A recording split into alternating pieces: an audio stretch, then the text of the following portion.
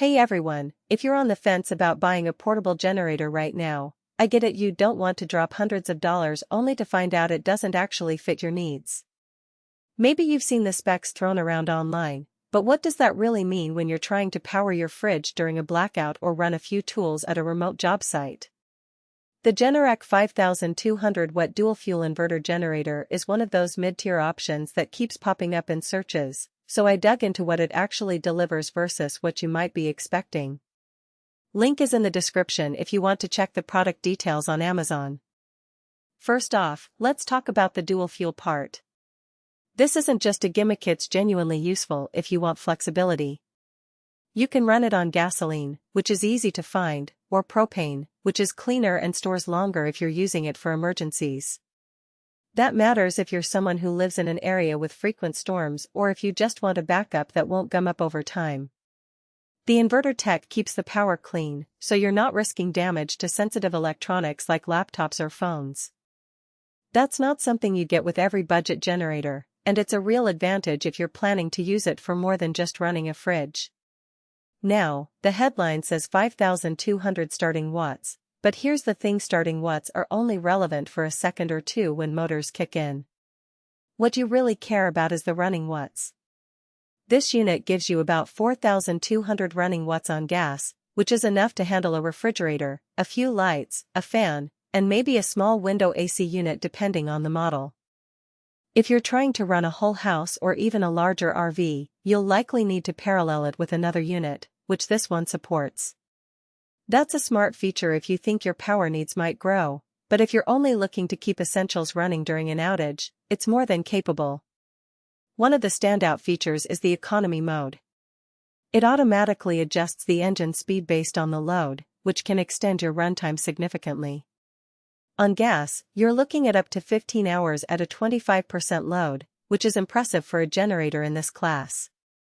That means if you're just keeping a few lights and a fridge running overnight, you might not even need to refuel.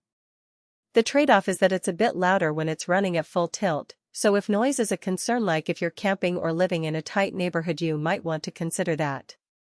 The CO-Sense protection is another practical addition.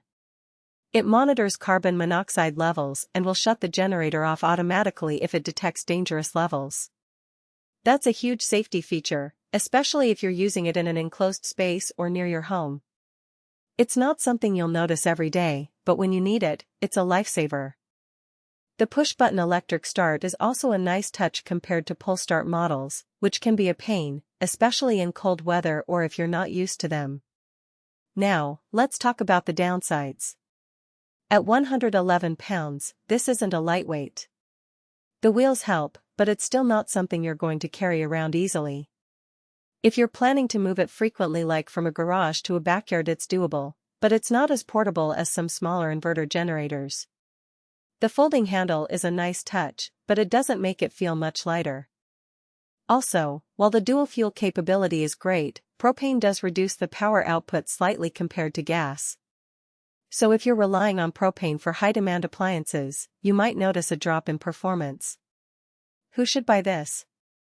If you're someone who wants a reliable backup for home use, keeping essentials running during an outage, powering tools at a job site, or running a small RV, this generator is a solid choice. It's not overkill for most people's needs, and the dual fuel option gives you flexibility. If you're a camper or tailgater who wants something quiet and clean for sensitive electronics, the inverter tech makes it worth considering. Just be mindful of the weight if you plan to move it often. Who should skip it? If you're looking for something ultra-portable like under 80 pounds, or if you need to power high-wattage appliances consistently, this might not be the best fit. There are lighter generators out there, and if you're running things like space heaters or large power tools for extended periods, you might want to look at a larger conventional generator instead.